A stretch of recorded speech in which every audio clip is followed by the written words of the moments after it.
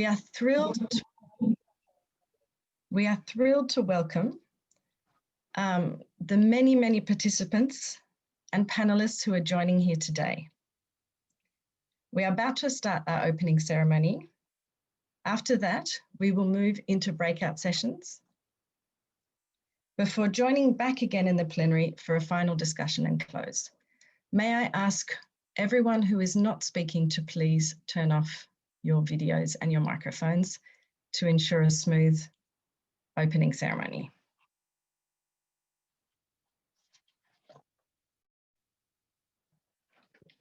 Thank you.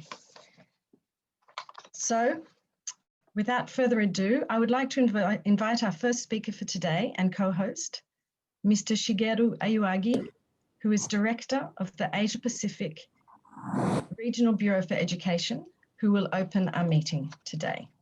Thank you. Well, thank you, Leila. Dear teachers, students, colleagues, participants, and audience of the World Teachers' Day 2020 Asia Pacific Regional Meeting. Good afternoon from Bangkok, Thailand. On behalf of the organizers, I'd like to extend a warm welcome to you all who are joining us today in celebrating this important occasion for teachers all over the world. Let me also extend, on behalf of UNESCO, our sincere appreciation to our partners, ILO, UNICEF, Education International, as well as our co-organizer, the Teacher Task Force. The World Teachers' Day commemorates the signing of the ILO UNESCO recommendation concerning the status of teachers in 1966. The recommendation recognizes that improvements in the social and economic status of teachers, their living and working conditions, their terms of employment, and their career prospects are the best means of overcoming any existing shortage of competent and experienced teachers. More than half a century later, these recommendations still remain valid and deserve to be addressed by the international community.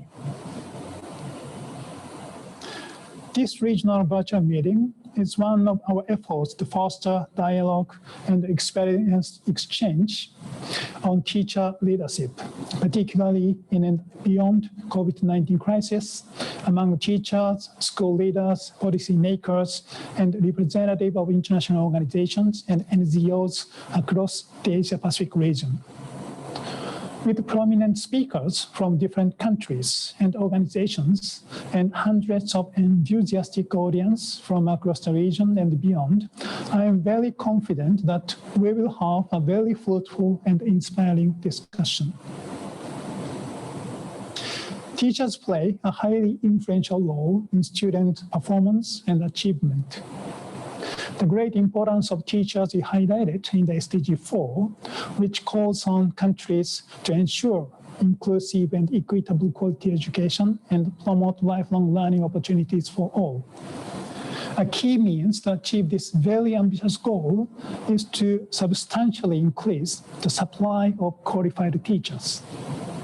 Dear participants, the world is facing a serious shortage of qualified teachers.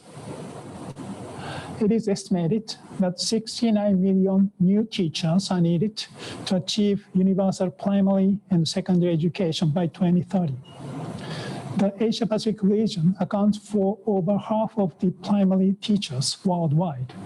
Nevertheless, nearly 11 million teachers still need to be recruited to achieve universal primary education in this region by 2030. In addition, the expanding access to secondary education in many of Asian Pacific countries demands an increased supply of qualified secondary teachers as well. This year's theme of the day is Teachers Leading in Crisis, Reimagining the Future. It's quite an interesting theme. Teachers may have leading role in decision-making in school. They may be pedagogical or curricular leaders, and they may also take the lead in engaging with student families and wider communities. regardless of the roles they assume. Teacher leaders exert substantial influence on the future of students, schools, and the whole education sector and beyond. The importance of teacher leadership is further highlighted by the COVID-19 pandemic, which has directly affected 1.6 billion students at all levels of education and 63 million primary and secondary school teachers. Within a very short time, teachers across the world have had to adopt curricula, lesson plans, and teaching and assessment method to ensure continuation of quality learning for their students. Many teachers, especially those in lower income countries, had to tackle such unprecedented challenges with limited or no digital infrastructure. This is especially evident in the Asia-Pacific region, home to many developing countries with a large population of students and teachers. Teachers also play a crucial role in ensuring safe and smooth school reopening and designing innovative educational responses to new normal. At the same time, teachers need to continue adapting themselves to the rapid transformation of education sector, which is accelerated by the pandemic and the development of artificial intelligence. All of these call for strengthening of the leadership of teachers, who play an important role in shaping futures of education. Even before COVID-19 crisis, UNESCO has been making efforts to promote teacher development through advocacy, knowledge generation, policy and technical support to our member states, as well as capacity building for teachers, school leaders, and teacher educators. During the pandemic, UNESCO has done tangible work, especially through its Global Education Coalition, in responding to COVID-19 to facilitate dialogue and collaboration between different stakeholders, different countries, and different regions. We will continue to join effort with our member states and education stakeholders in responding to various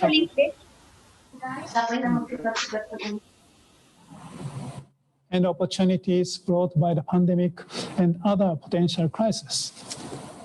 Finally, I'd like to thank all the teachers in the region and other parts of the world for their admirable dedication and remarkable efforts, especially during this challenging time. I wish you all the best and success of the virtual meeting. Thank you once again for your participation and attention. All the best in the meeting.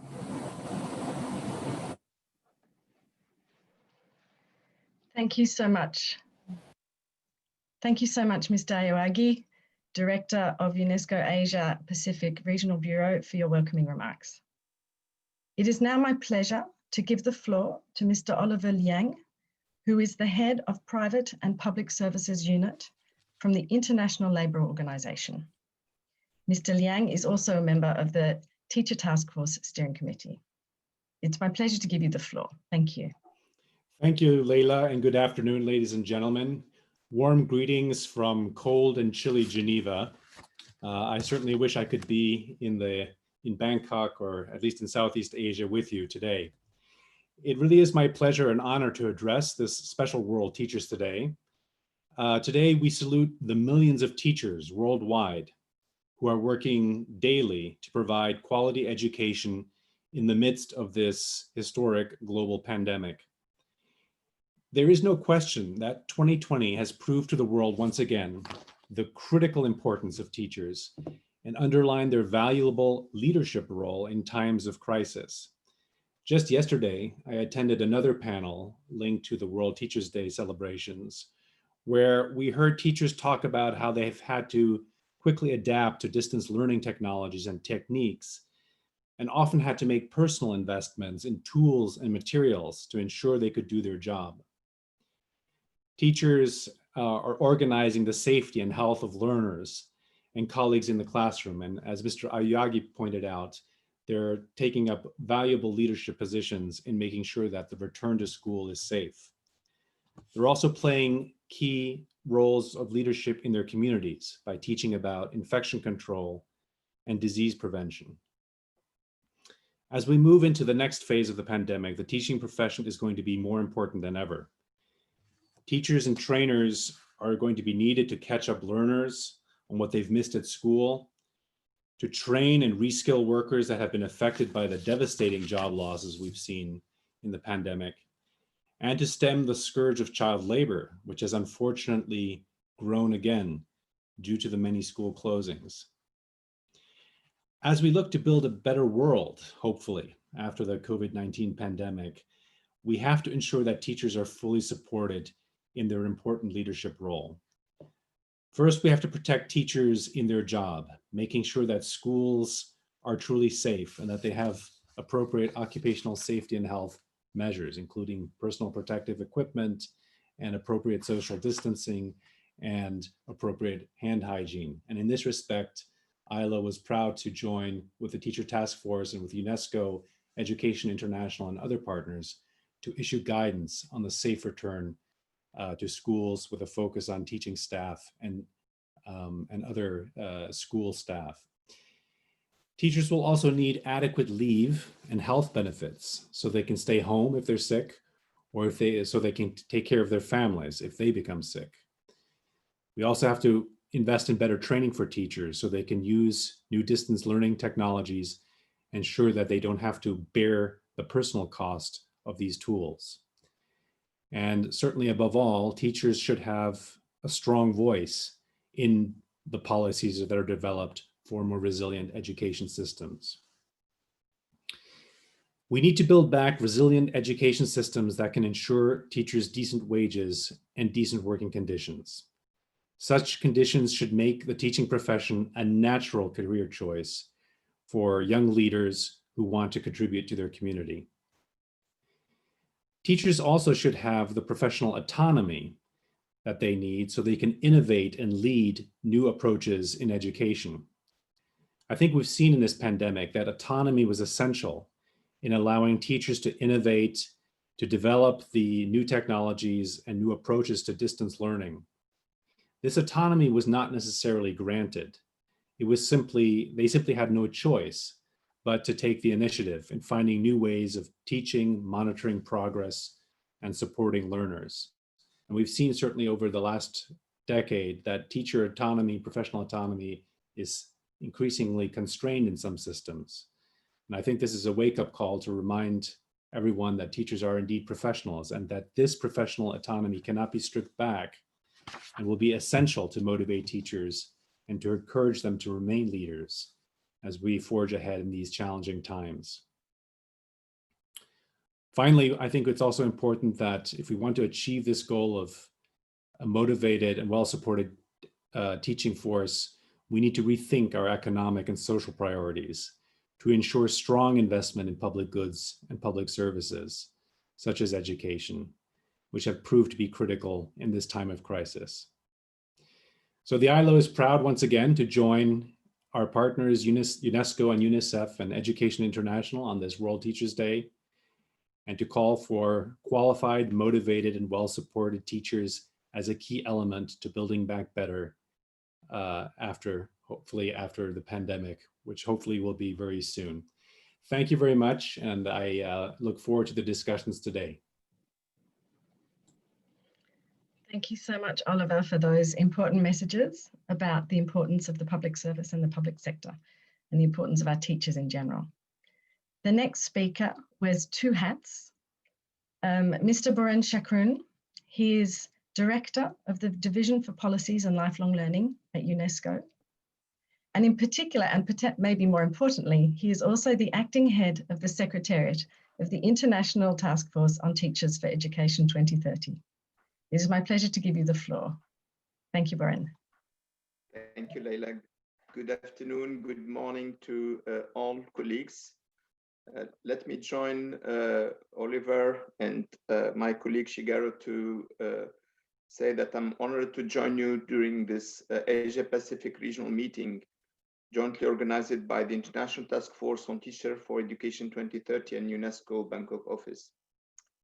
This meeting is part of a week-long celebration which we began on Monday this week to celebrate the 2020 edition of the World Teacher Day on the theme of teachers leading in crisis, reimagining the future. And until now, we have seen many examples from Asia Pacific, how much teachers have been engaging in innovation, in leadership, in action. We have seen examples from Indonesia, from the Philippines, from India, and we will hear today more. So on behalf of the UNESCO and the Teacher Task Force, I would like also to extend a warm welcome to all the school leaders, teachers, and staff, and education stakeholders who have joined us in this virtual event. Just over 50 years ago, UNESCO and the International Labour Organization came together to set benchmarks and recognize that teachers are the cornerstone of quality education. The signature of 1966 ILO UNESCO recommendation concerning the status of teachers was a landmark achievement, and it was subsequently complemented in 1997 by the adoption of the UNESCO recommendation concerning the status of higher education teaching personnel. These are international normative instruments that set forth the rights and responsibility of teachers and government at all levels of education system, and are an important guide for our discussion today, and can inform our decision regarding the action toward safeguarding the right of teachers, but also supporting their action and their innovation and their leadership. And as Leila mentioned, it's my honor to currently be the acting head of the Secretariat of the International Task Force, which was created in 2008. And it is a platform, an independent alliance of over 140 member countries, international and regional organizations, NGOs and partners, including private sector. And I would like to salute many of its members and focal points who have joined us today and who are actively engaging with us on every occasion and every action that we are taking as a Teacher Task Force. Let me remind you that the Teacher Task Force is grounded in a clear vision that teaching should be a valued profession, and every learner should be taught by qualified, motivated, and empowered teachers within well-resourced, efficient, and effectively governed systems. This vision is important for all of us, and it is part of our action and the way we have grounded our work. And we have defined the 3 areas where we are working and 3 pillars of action. One on advocacy, the second one on knowledge creation and sharing, and the third on country support and engagement. For advocacy, we are building awareness around the critical role teachers play and ensuring all stakeholders, including teachers, have a voice in strengthening the teaching profession, and how much this was important, as you know, during the COVID crisis, and now when some countries are reopening or countries are still struggling with the crisis. The second pillar is about knowledge sharing and creation. We have been and we are monitoring the global progress of teachers and teaching issues to help stakeholders make informed decisions and to be a resource for all teachers, stakeholders in education that are working in supporting teachers and empowering them. The last pillar of our action is about country support and engagement. And it's important to support countries to develop better policies, to address their needs, to develop homegrown policies that respond to the challenges that their education system are facing. But as I said earlier, it's very important to mention that the Teacher Task Force is a global platform, is a network, is a community that aims to bring together different actors working for the same cause, the cause of promoting teaching profession, ensuring quality of education, and leaving no one behind. That's why it's so wonderful to see so many partners coming together today. And we are really pleased, honored, and happy to see you all with us. And we are more than 150 participants now in this meeting. My colleague Oliver mentioned some of the action that were taken by the Teacher Task Force together with its partners. And since the beginning of the crisis, we have been actively working to ensure that teachers are supported, protected, and recognized as the crisis unfolds. In April, we issued a call for action on teachers to advocate for their support and recognition in the crisis. More recently, we have published the toolkit for school leaders to support teachers during the school's reopening. And I'm pleased to see that some of the contributors to that toolkit are with us today here. And I thank you all for your important input, your active contribution, and your support when it was needed. Dear colleagues, we intend to continue to maintain our advocacy support to teachers, and in particular ensure that their voices are heard at all stages of the policy development process, the recovery, resilience building, and reimagining education. We are also actively ensuring that teachers' contribution is also included in the global debate. And as part of the work that we are doing in the organization of the Global Education Meeting that UNESCO is leading, will be featuring in the importance of teacher profession and protecting teachers, developing their capacities and supporting their leadership. Dear colleagues, this week we recognize the commitment and dedication teachers have shown, as well as their leadership and resourcefulness in ensuring that learning never stops, despite the ongoing difficulties brought about by the COVID-19. According to our data, we know that at least 63 million primary and secondary teachers have been affected by the pandemic. But they have continued their work designing remote learning solutions, supporting vulnerable learners, and mitigating learning gaps, being frontline workers, as we tend to say. The Teacher Task Force and UNESCO are committed to support them. Last April, we also launched the Global Education Coalition. We count over 150 partners, and we are taking action in 70 countries. Its flagship initiative called Global Teacher Campus, which we are launching this week, implements capacity building and training programs to provide the teaching community with much needed digital skills and distance learning pedagogies and tools. By addressing the challenges of connectivity faced in many places around the world, as well as the need for improved ICT skills post-COVID, this kind of initiatives and other initiatives that we are engaged in will help us work with teachers in order to build back better, reimagine education, and build more inclusive and equitable quality education and lifelong learning opportunities for all. That's what SDG 4 is setting for us, and it remains the framework within which we are acting. Today, we recognize how teachers have shown leadership in their classroom, in the schools, and in their communities. It's important that we document those initiatives because it's important to recognize the role of teachers, but because also we need to learn for the future, and it's important to build the resilience, build futures of education together. I wish you the best in our shared celebration today, and I look forward to engaging with you. Thank you very much. Thank you so much, Boran Shakroun, for those words. Our keynote address today will be delivered by an award-winning innovative science teacher from Surigao City National High School in the Philippines. Dr. Albaruto's innovative approach to teaching has been recognized by education authorities worldwide. She was one of the top 50 finalists of the 2019 Global Teacher Prize. Dr. Albaruto identified strategic intervention materials for science teaching as an effective tool for connecting with large numbers of students, a project that continues to develop and scale up, especially today. Dr. Albaruto, we wish you a warm welcome, and you have the floor. Please, thank you.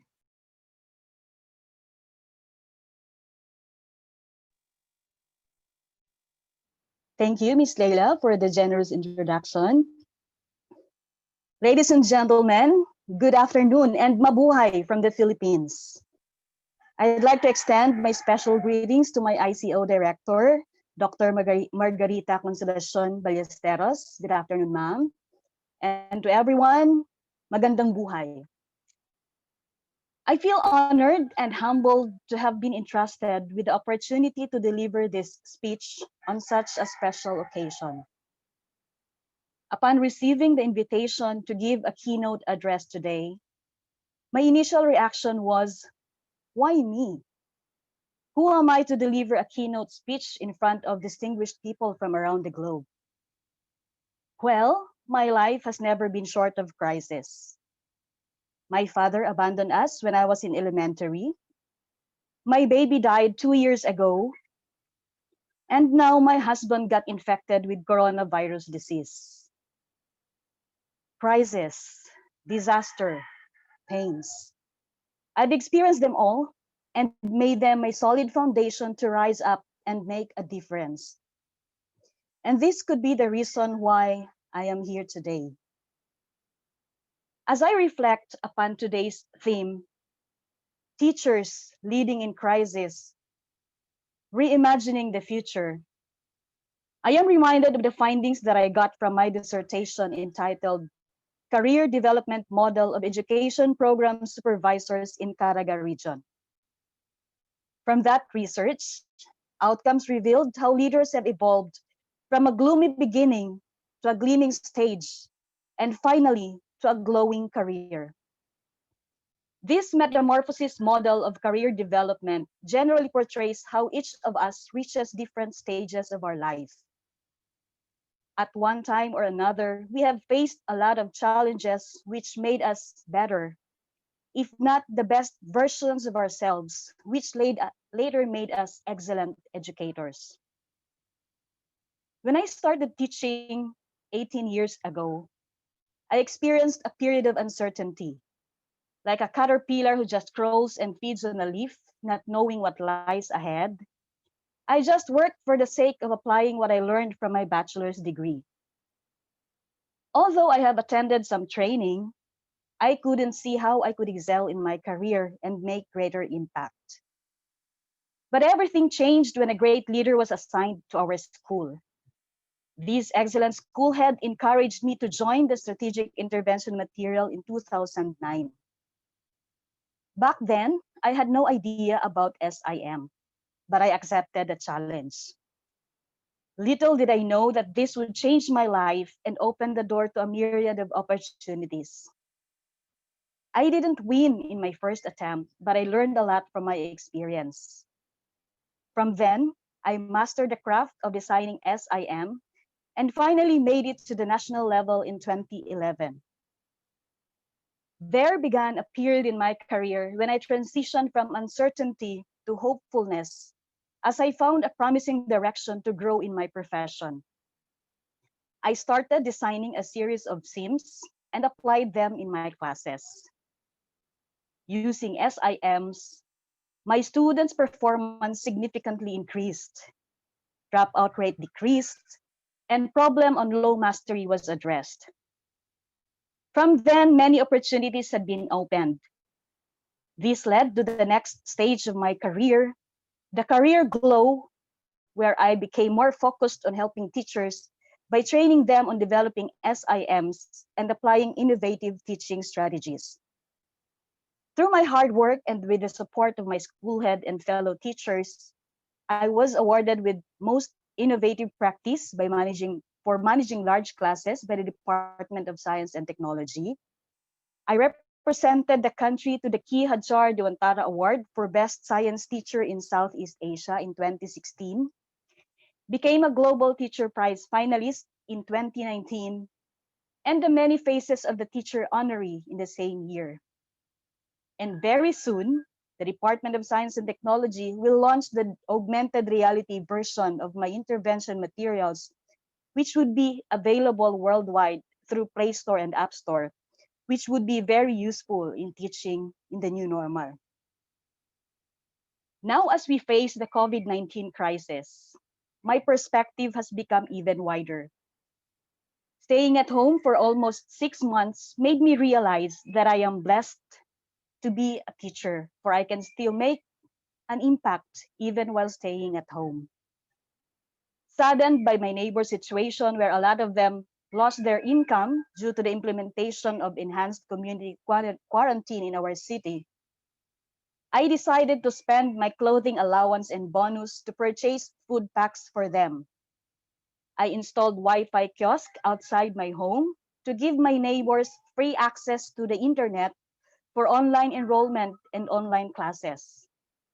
Moreover, I attend different virtual conferences and trainings to upskill myself, and thereafter I trained my co-teachers in our school and our division on the different teaching strategies in the new normal.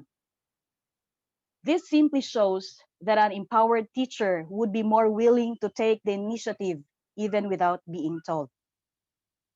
And this is how I conquered the gloom of uncertainty and turned it into gleaming and glowing hope in my teacher career. My career metamorphosis. This is why teacher empowerment is very important. We need the support and encouragement of our school leaders to be able to make the first step towards achieving something bigger. To all of us, let us go out of our comfort zone, because our comfort zone might be a beautiful place, but nothing ever grows there. Metamorphosis cannot transform caterpillars into beautiful butterflies if caterpillars are completely secure in their status and well preserved from the challenges of life. It is this beautiful process of reinventing ourselves and our practices that would enable us to explore and go places that we couldn't get as a caterpillar.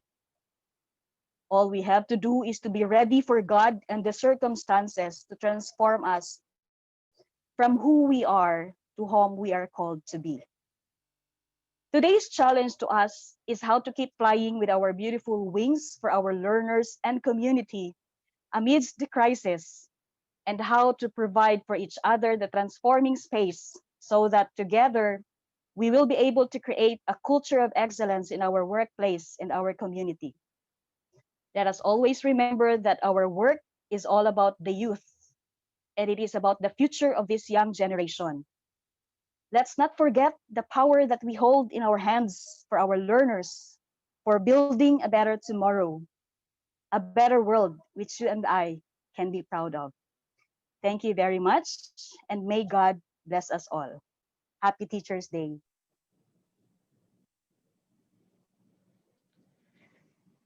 Thank you so much, Dr. Albaruto, for your moving and inspiring remarks. This brings us to the close of the opening ceremony.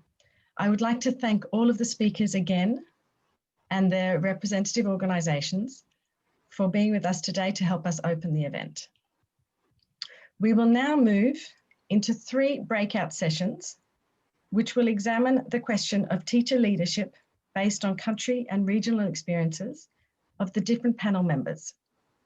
I will just very quickly go over the contents of the 3 sessions. The first breakout room will look at classroom leadership, and there will be speakers from Pakistan, Bhutan, Indonesia, and a representative from UNICEF. The second breakout group will be looking at the question of school leadership, and there we will have interventions from a teacher from China, from a representative of the University of the South Pacific, from the Teachers Council of Thailand, and as well from an NGO called the Global School Leaders. The third group is looking at how teachers lead in the community. And in this group, we will have a representative from India, another from Myanmar, and a presentation from the BRAC Institute of Educational Development, which is based in Bangladesh. As some of you may be familiar, you will be automatically moved to the breakout sessions that you chose when you registered. Following the breakout sessions, we will come back here again to share our experiences in the plenary and then quickly follow with the closing remarks. We hope that you will be able to all join us for this, both the plenary session and the breakout rooms. Just one more little piece of housekeeping. In the unlikely event that you find yourself in a room you did not choose, Please add a comment in the chat box and we will get to you as soon as we can. If you have the latest version of Zoom, you will notice a small button at the bottom of your screen, which will allow you to change rooms yourself. So once we're in the breakout rooms, you will see the button and you will be able to change it if you have the latest version of Zoom, which is the platform we're using today. If you do not, then please put a mention into the chat box and we will get to you as soon as you can. And we also encourage you to enjoy the presentations wherever you are.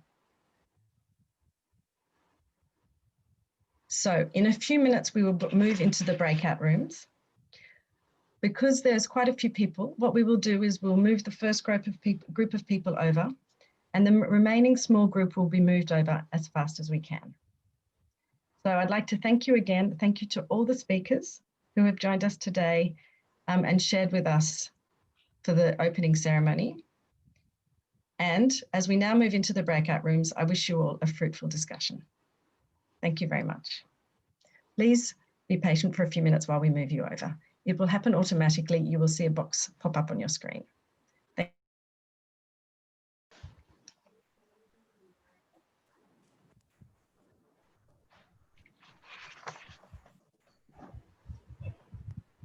Morning, good afternoon, everyone. Yeah, good afternoon, Omar. Okay, And, Laila is also in this group. This is group number 3. Yes. Yes. Okay. We are just going to wait for a couple of minutes in case we are joined by additional people. Yeah, good afternoon. Yes, I'm Priyangani from Sri Lanka. Welcome, thank you.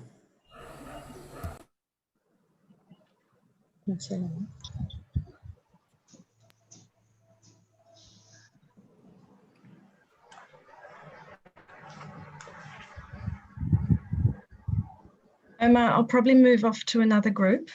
So Okay. I suggest that if you can just wait maybe just a couple of minutes while everyone's joining, maybe during that time people can introduce themselves and then you can get started. There was about 30 or so people we still needed to process. Sounds good. Sounds good. Great. Have a great discussion. Thank you, Leila.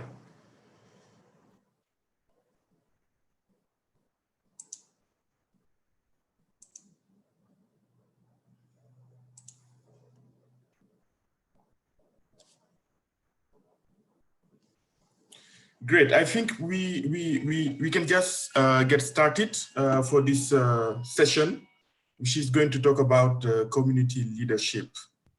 My name is Omar Job, and I'm the head of the education sector at the UNESCO New Delhi office. And I'll be very happy to be the moderator of this session. So those who are not speaking, please mute your microphones. Thank you. So I'll be moderating the session, and I have my colleague Valerie Jos from Valerie. Yeah. Okay. And Valerie, my colleague from UNESCO headquarters, Valerie Jos, will be actually looking at the chat room. If you have questions during the interventions, please write them in the chat box. And also just make the precision that it is dedicated to this breakout session, meaning community leadership, into brackets, and then you can put your questions. So Valerie will be monitoring this. So again, good morning, everyone. Good morning, Omar. Good morning, Valerie. Good morning. Thank you. Would you like to introduce just yourself, and then I take over? Yeah, I'm Valerie Gios-Gallet, working in the teacher education and development section here in UNESCO headquarters in Paris. I'm happy to be with you today, and I'm looking forward to receiving your questions in the chat. Thank you. Over to you. Thank you, Valerie. Thank you. So welcome to all the participants to the breakout session, and this session will focus on good practices and challenges, enablers, and recommendations for development of classroom level teacher leadership in areas of pedagogy and curriculum. So today we'll be having 3 speakers who will provide their perspective as teachers, policymakers, and organizations engaged with teacher leadership. Would like to make the following housekeeping announcements. So I would request all the participants to mute their microphones and switch off their cameras. All panel members requested to keep camera on when they are speaking. Participants also are invited to enter their questions in the chat function, as I explained earlier. When you enter it on the chat function, please make sure that you put into bracket session C or session number 3, community leadership. So this session will begin by presentation by the speakers and will be followed by questions and answers sessions. Valerie Jones, my colleague from headquarters, will be collecting your questions and then we'll be reading it when we reach the question and answer session. We'll be provided with a 10 minutes warning. Moderator will end by summarizing the key points that we discuss here. And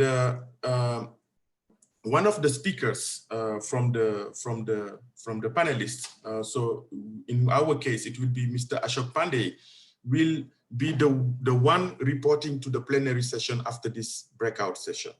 So a final 60-second countdown will also be visible on the screen, after which will be all automatically taken back into the final plenary session.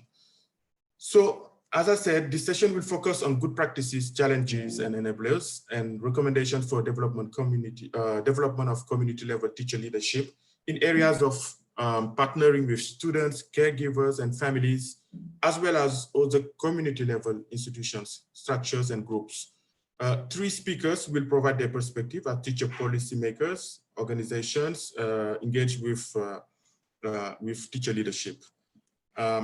Now, I will just invite Mr. Ashok Pandey to be the first speaker.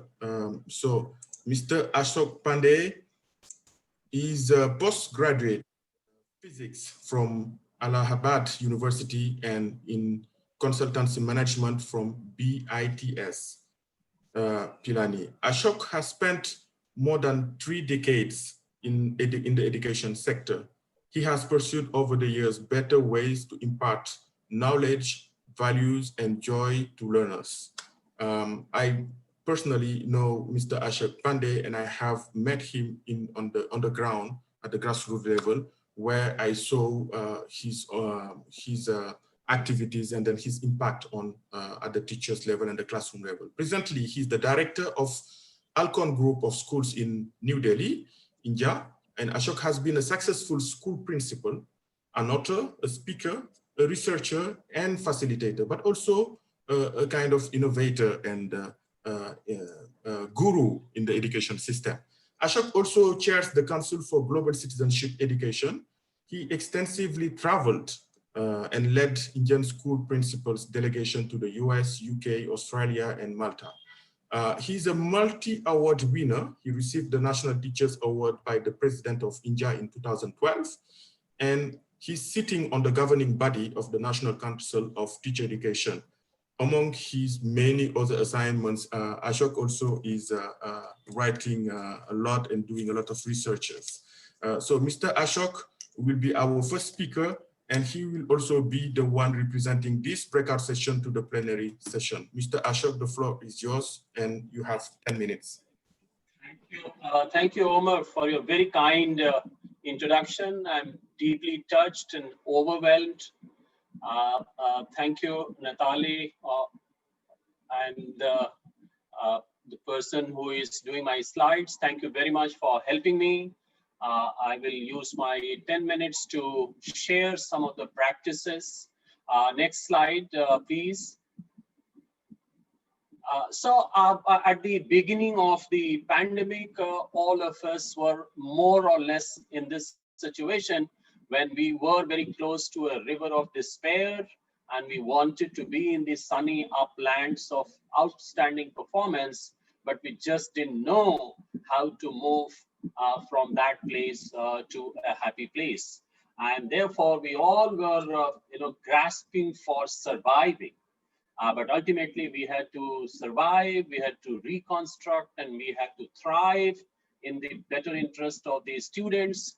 And therefore, our mantra was lead by example. Next slide, please. And therefore, we believed in the teacher efficacy, their collective efficacy, as to how they could influence the students, the community, each other. And therefore, our firm belief is, and will always remain, that teacher is the key. Teacher influences the learners most, and their circle of influence from their immediate classroom to the other children, to their families, communities, because teachers were in a position, both by their practice, by their commitment, by their obligation, and by their sheer ability to jump to any challenges. And this pandemic has taught us for the first time that confining ourselves to the textbook, how limited purpose it serves. And therefore, we have to go beyond this. Next slide, please. And therefore, we had to move from the crisis management to the skillful management of learning.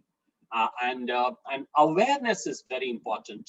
Contextualizing of the pandemic was very, very important. And the worst part was that a good number of children had not even seen the campuses because they were the newly admitted children. And another good number of children had to move to their next class, and they had not met their new teachers.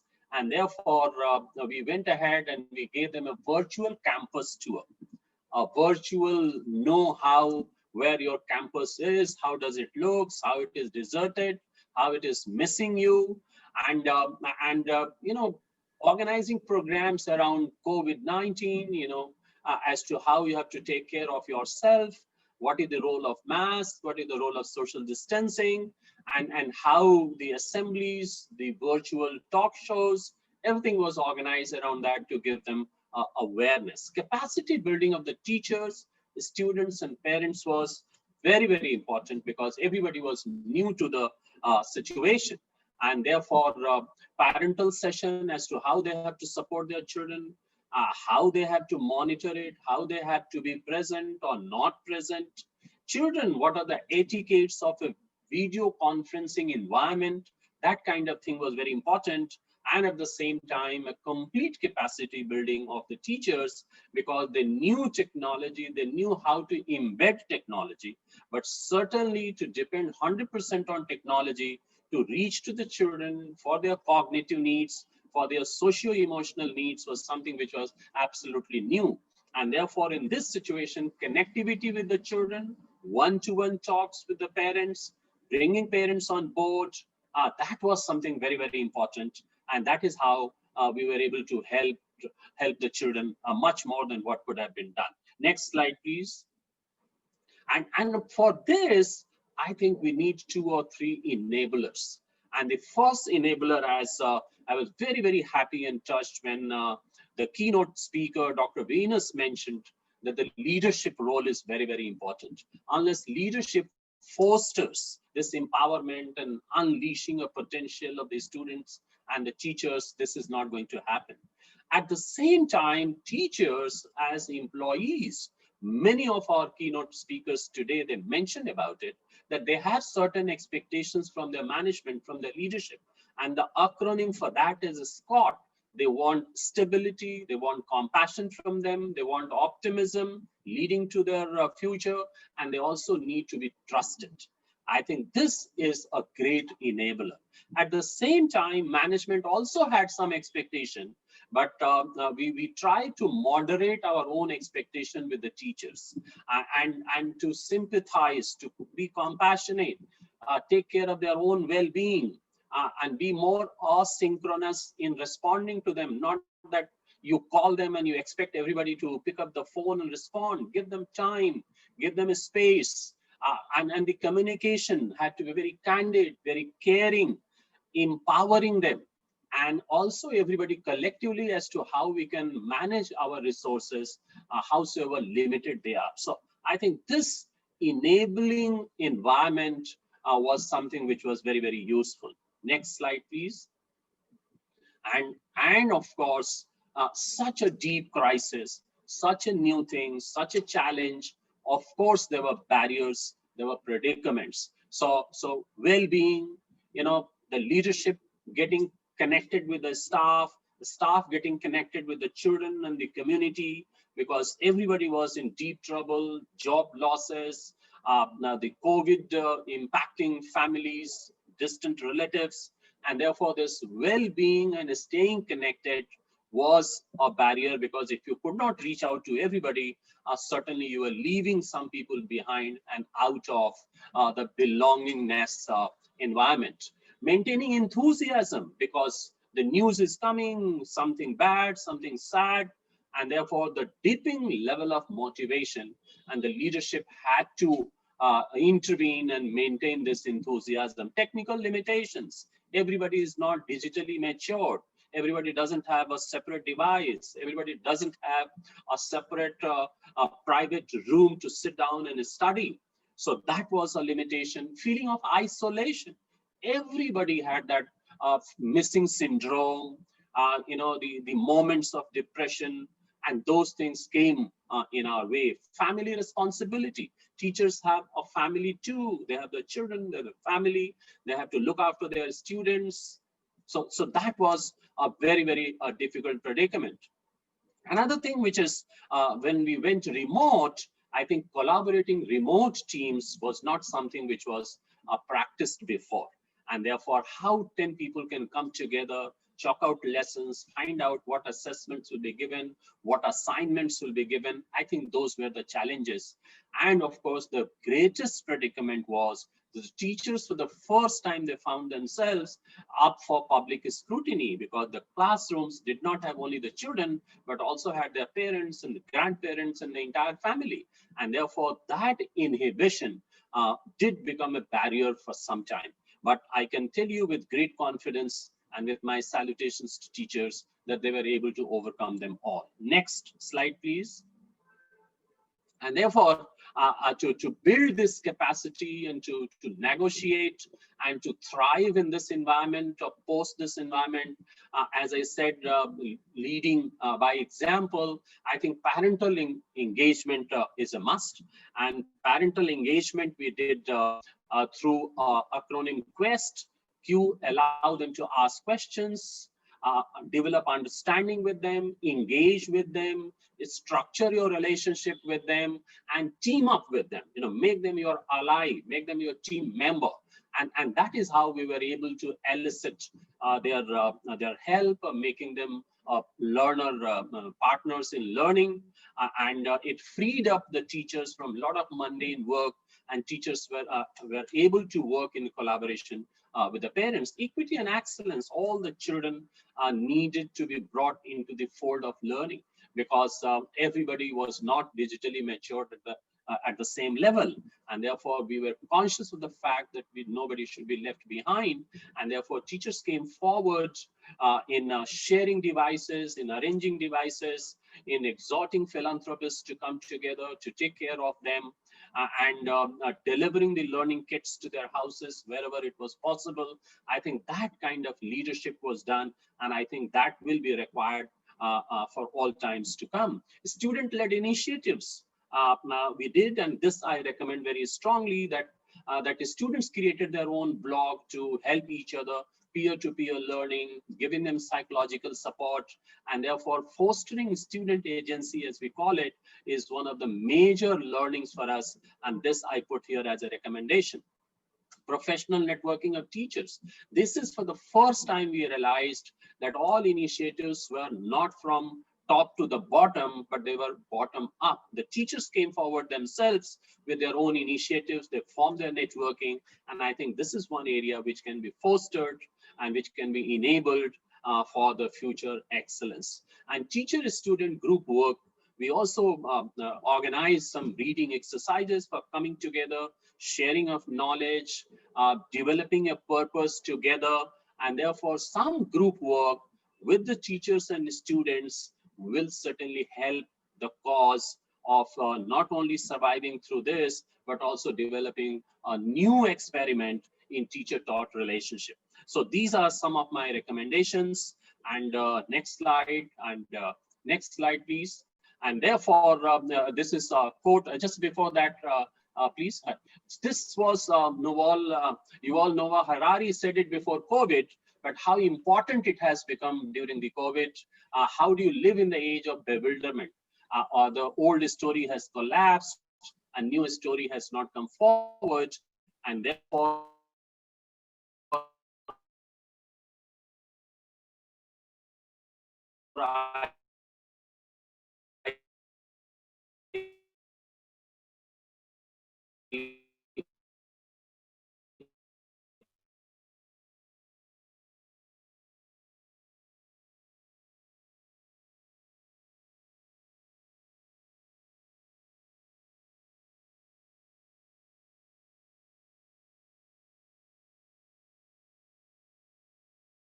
we were able to unleash their engagement. Sorry, yes, the different levels of engagements, and within which you will find also the parents and the parenting layer, which is quite important. So schools closed recently, but I think education never closed. So learning never. And it continued through the frontline workers as who are the teachers, actually. So thank you very much. We'll move to the second speaker. And please do send your questions to Valerie Jones or put it in the chat box, quoting session 3, community leadership, after it will be read out. So we'll move to the second speaker of this session, who is Mrs. Do Chow Chow, who is a facilitator. So she is from Myanmar. She's the facilitator of non-formal education, as well as a headmistress of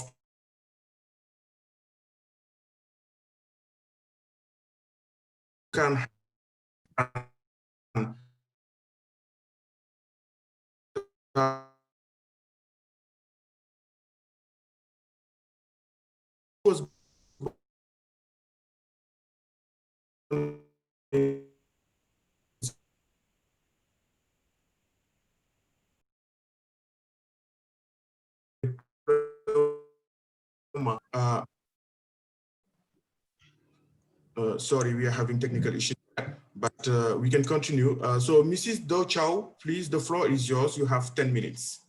Yes. Good afternoon, ladies and gentlemen. I'm Do Chow Mu. I'm a facilitator of NFE and a headmistress of Tukahanta Migrant Learning Center. Next slide, please. Yes, I represent for migrant teachers in Thai Myanmar border areas in Mesot, Thailand. Most students are migrant children and drop out of Myanmar formal school, and some were born in Thailand. There are 647 teachers and 9,060 students in 2020-21 academic year from 64 migrant learning centers. Among of them, 309 students joined non-formal primary education and FPE Myanmar, and 33 students joined non-formal middle school education and FME, and 132 students are attending Thai and FE programs. For these children to be educated, teachers are the key roles for them. Next. Yes, this is the gender of teachers in Migrant Learning Center. There are 381 female teachers and 266 male teachers. Yes, nice. Yes, this is the number of teachers and students who were stuck in Myanmar since lockdown. There are 119 teachers and 1,565 students were stuck in Myanmar. Now, these children are loose for education access. Next. Yes, in the COVID-19 pandemic, most teachers give awareness to the students, parents, and arrange for home-based learning class for children. We give poster and pamphlet about COVID-19, suggest how to advise and give common prevention tips to the parents. And next. Yes, we do mini meeting with parents. We discuss and let them know about child protection, child safeguarding policies, and give suggestions for their children's further education. And we also give psychosocial support to the parent. Yes, please. We distribute the prevention materials like masks and hand sanitizers, and also we help in providing the dry rations for the student families that support by the donor. Yes. For home-based learning activities, most teachers go to the different communities every day for home-based learning class. The children can learn 1 or 2 days per week. Yes. Teachers are not even teachings. We also give psychosocial support to the student. We give the information about COVID-19, about child rights and human trafficking, child social abuse and child abuse. We share the information with the students. Yes. And now we trying from home-based learning class to learn at MLC. MLC means our migrant learning centers. In our learning center, we prepare hand washing stations, distance seating for students, and we put up signs with information about protecting against COVID-19. For migrant teachers, we have a lot of barriers and challenges. There are the obvious barriers of masks, the lockdown, and social distancing are made difficult. With the school being closed, it had been harder to communicate with the communities. And we need to report to the head village, and we have to ask permission when we go for home-based learning class. For some place, our teachers could not pass the entrance gates of factory compounds. So the students who will live in there, they didn't get a chance to learn in the pandemic. Yes. Learning environments are not safe for the children. Because most teachers have to teach under the trees, and some teachers are teaching in the church, some are teach at the monastery. So our teachers have faced many hardships because they have to go to different communities. The parents have lose job as well, so their children are dropping out of class to earn the money, which makes it difficult for teachers to have a positive influence.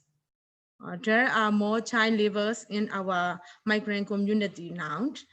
Most children are working at the plantation, some children are working at construction sites, and some becomes say workers. The biggest challenge is no guarantees for migrant teachers, as either Thai government or Myanmar government do not recognize us as the teacher. So I want to recommend instead of all of migrant teacher, for effective teaching and learning, student needs great teachers and safe learning environment. So our migrant learning centers should reopen. Our children need school. Migrant teachers need to be recognized as the teachers by Thai or Myanmar government. Teachers need sufficient and stable salaries, sufficient and stable school support, and so stakeholders should listen to our teachers as they are working on the ground. So they have experience and knowledge. Thanks for your attention. Thank you, Mrs. Dochow. I think you pretty much remained on time. This is very good, and it will provide some space for the question and answers afterwards. So she gave us some perspectives with regards to non-formal education and also the issue of migrant teachers and migrant communities. So this is another perspective that will also enrich the debates afterwards, and then the policy recommendations that we might formulate at the end of this session. So thank you very much. We'll move now to the third and last speaker of this session.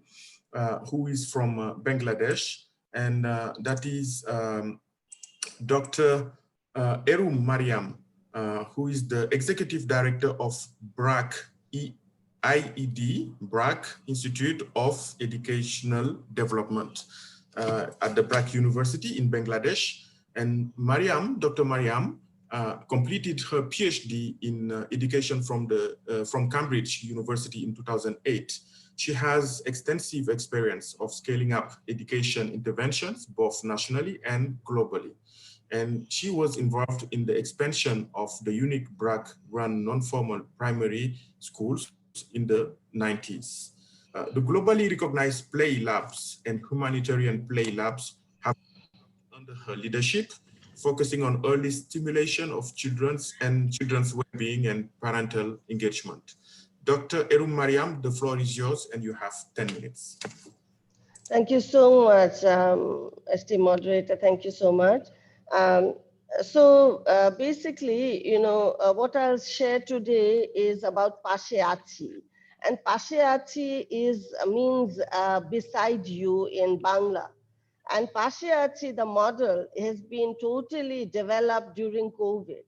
I just want to say that before I go into the details, thank you so much, UNESCO, and thank you, the Teachers Task Force. It is such an opportunity for us to be able to present Pasheachi to you and to the audience. So Pasheachi is really the telecommunication model, and I'll share the story. So the story goes like this, that, you know, in Bangladesh, you know, the COVID struck us in March, and, you know, just in around end of March. And this whole Pasheachi we developed for early years. But, you know, while we were developing it for early years, and because we saw such a huge potential with the Pasheachi, that we then adapted it for teachers in primary. So that's the story. Next slide, please. Yeah, so I said that, you know, the lockdown in Bangladesh happened in March. And so, you know, ever since sort of end of March, then we started also calling our facilitators on the ground in the communities. And we started talking to our facilitators, and we started talking to our caregivers, because we have large scale early years programming in Bangladesh. And so, you know, when we started speaking to them, to the facilitators and to the caregivers, you know, we started trying to understand, you know, how they were. And we also wanted to understand how can we all be together during these really difficult, unprecedented times. And then what we heard from the facilitators and what we heard from the caregivers is that, you know, let's stay connected. And so that was a very important message for us. And, you know, just at that time, parallel, what happened is we were developing this helpline. And the helpline was predominantly all about compassion and empathy and, you know, listening. And so then we said that, well, you know, why don't we integrate? So, you know, the helpline, from the helpline, we drew on the real importance of communication and call anatomy and listening and compassion. But we work on compassion for many years. But, you know, with the whole helpline mechanism and with our experience of working on play approaches for the last 5 years, and of course, having heard from the facilitators and the caregivers that let's stay connected, we thought, well, you know, let's combine all of this. So basically, then what we did is from April, end of April, we launched Pasheachi. Pasheachi is a 20-minute recurring call that the facilitator does to the caregiver every week. It's 20 minutes. 10 minutes is on well-being and 10 minutes is on learning through play approaches. Then what it is, it's mobile to mobile. Then what we have done is, as I said, we integrated the learning through play approaches and well-being. All our facilitators, you know, were trained on virtual platforms, whether this was Skype or whether this was Meet or whether this was Emo. And, you know, all our caregivers in the community were empowered. Next slide, please. So you must be asking that, you know, how did we roll it out? So how did we do the capacity building? So basically for the capacity building, what happened is we have curriculum developers and we have the play curriculum developers. We have about 37 of them. We have psychologists who work on empathy and compassion. So that was the group. It was 74 master trainers. With the 74 master trainers, we trained field trainers who were about 150 field trainers from all over Bangladesh. And then we trained our facilitators who are our front line. And they are absolutely the community leaders. So the frontliners, we had about 1,360. And so the facilitators then took this and took the training, were developed, and then did the rollout of the Pashyatsi, the teleconversation week by week. And so that's the model that, there was a cascade model of development of the facilitators, but then it was the facilitators who took it to all the caregivers. Next slide, please. So, you might also want to know that, what happened with such a response that we did. So basically, I mean, it's very, very exciting because basically what happened was we had a very high reach through this Pashyatsi because the facilitators were calling every week for 20 minutes.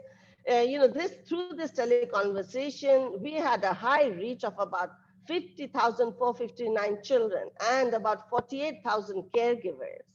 And then also what happened, what we found is that this was also an example of effective development skills of the facilitators. The facilitators, they were, their skills were developed, but it's also very important to highlight that, although our facilitators were all trained on learning through play approaches, they were also trained on well-being approaches. And we've been hearing on the importance of psychosocial support here.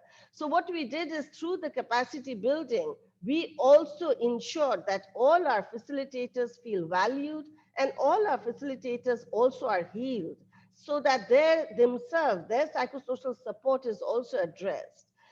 We also found from this that the caregivers and children felt connected. So, the response was it's very, very exciting for us. So basically with this Pashyatsi that we did for the early years, very great kind of enthusiasm from the facilitators, we then adapted it to community level head teachers who were in leadership positions in the community. So that's what I'm going to tell you now. Next slide, please. Yes, so, how did this adaptation happen? So what we did is, we took the master trainers, the 74 of them, who were already knew about learning through play approaches, knew about the therapeutic side, knew about compassion, empathy, psychosocial support, and all that. So what they did is they trained the head teachers directly. So for the adaptation, number one was that it was a direct teleconversation with the head teachers. The next thing is that I've already told you that in this content, we integrated learning through play and we integrated well-being. But for the head teachers, we also included leadership because we know how important roles they play in the communities. The third is that, I said for our early years model, it's a recurring call every week. For this, we didn't. In a span of 6 months, we called the head teachers only 4 times. But here, instead of that 20 minutes, each of the call was about 45 minutes to 1 hour. So that's what we did. That's how we adapted the Pashyatsi for early years for developing the skills for the head teachers, but also really that space for the head teachers to feel heard, to be valued. So that's the model that we did. Next slide, please. So what have been the findings? So, one of the challenge, or it's not the challenge, it's also the basic assumption. The basic assumption of this model is that, you have to have a technology that works. Now, fortunately for Bangladesh, surveys show that about 96% of Bangladeshi rural households have a mobile. Not only that, Bangladesh has really strong mobile operators all over Bangladesh. So although it's a very, very dependent on technology, on this mobile network, we find that, this works in Bangladesh. What are the strengths of this model? The strength is that we are leveraging on existing relationships. I mean, what I explained earlier about facilitators talking to caregivers. I mean, they know the facilitators. Then when we did it, when we adapted it for the head teachers, the person who called first, that's the relationship we built on. So it is leveraging on existing relationships, because we all know that relationship, that connection is so very important. Second, we believe that, in all our work, women are the drivers of change. And that's what we've done here. All our facilitators for the early years are women. So many of the trainers are women. For the head teachers also, many of the head teachers were women. And for the caregivers, all the caregivers are women. We do believe that it's the women who are drivers of change. And the third is that, because we also have a very, very robust research team and who conduct rigorous research. What we did is we developed a tool in order to assess the effectiveness of the teleconversation. And what happened is that, that tool also, we did the testing, and then we had New York University, Professor Hero's team, very interested to work with us to validate it. And that, of course, is also very much a strength that we will be repeating that. So we also have a tool that we've developed in order to assess the effectiveness of this teleconversation model, PREDICAMENT. Dr. Mariam, next slide, please. Conclude. Yes, so just 2 more points. This has huge potential for adaptability and scalability. Adaptability for, any kind of community in Bangladesh, and scalability because it's low cost. It only requires one first investment on the capacity building of the facilitators themselves. So with that, I end the presentation. Next slide, please. Thank you so much for giving me the time. Thank you. Thank you. Thank you so much. We were almost there. Actually, it really fit in the 10 minutes time and with that conclusion that you just made. So thank you very much. We've been exposed to one functioning model, which is integrating how to bring in well-being and learning through play for the youngest one. I think the foundational skills, early learning and all these things. So Dr. Mariam has exposed to us a very interesting and innovating model, which also has different layers of players. So we have the headmasters there, and we have the TOT's modality, and how to leverage on the facilitators community outreach. So yeah, that's it for the panelists, the speakers of today. Thank you very much to the 3 panelists. I will require you to turn on your cameras and then wait for the questions, and I will invite my colleague Valerie to give us the questions that were posed in the chat box. Over to you, Valerie. Thank you, Omar. Thank you to all the panelists again. We have a first round of questions. There is one from Margarita who would like to know what are the different practices in India. This is a question for Dr. Ashok. What are the different practices in India, and what kind of support do you provide in the country? Another question, how do you want to proceed, Omar? One by one? I think it's good to just read out all the questions, and then we will give the panelists. Thank you, Valerie. Okay. Another question for Dr. Ashok is, how can we implement remote collaboration? This is a question from Suhan. I think she wants to know how she can do it in her country. A last question for Dr. Ashok is coming from Mitili. It is about the digital divide between those with access to technology and those who don't have access. What, in your view, can be done about it? Have you got any suggestion for addressing it? I think this is the question that were directed at Dr. Ashok, but we have other questions for all the other speakers. I don't know, Omar, yes, do you want me to? Yes, please, Valerie, just read the questions. So I will Ashok to come at the latest. Yes, please go ahead. Okay, so here are the general questions for teachers leaders from India and Myanmar. What, in your view, is the biggest challenge for teachers to engage and collaborate with students, family, and a wider community? And what would be the most needed support for teachers to do that effectively? Engaging with students and wider community. Another question is, how can formal and non-formal educators collaborate in tackling challenges posed by COVID-19 and other potential crises? Now, a question for NGO representative, in this case, BRAC. How will BRAC further support both formal and non-formal teachers in the region in tackling the COVID-19 and other challenges, in collaborating with the communities? And finally, a question for all the speakers of today. There is a Shosho who would like to know if there will be future discussion on home-based learning and digitalized material sharing. Many countries would like to have a material shared. So she would like to know how this can happen. Thank you. I think, Omar, I'm done. Yeah. Yes, thank you, Valerie. I think the panel have heard the questions. So what I will do is I'll give 5 minutes to each of you to come on board and try and answer them. So okay. Start the same order. So Mr. Ashok, please, the floor is yours. Yeah. Thank you, Omar. So I have got 3 questions and I'll try and address them each very briefly. One was support to the teachers.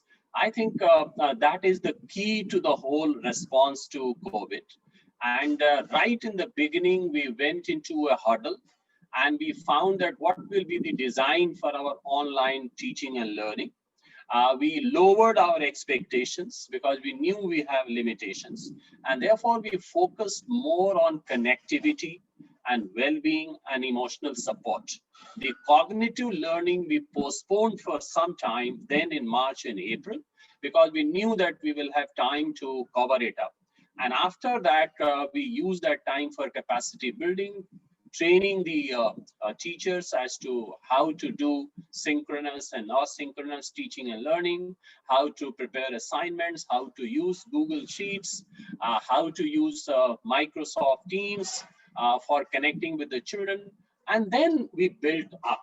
So it was a very gradual process of trusting each other, not finding fault, giving them opportunity to learn and come and practice it in the classrooms. So that was the kind of support. And of course, the stability and being with them, helping them, enthusiasm generation, that was the second thing. The second question is the remote collaboration we can do. I have given my email address in the chat box. We can come on a platform like this. We can discuss the issues that we have. We can have a workshop on that. We can have a discussion on that. We can share the learning material with each other. And there are many ways. I think one thing this COVID has done is, has given us enormous opportunity to connect and collaborate with each other between 2 or 3 people anywhere in the world. So I think that is a great thing. And the third thing, of course, is India is no exception. Or maybe India is perhaps the best example of a huge digital divide.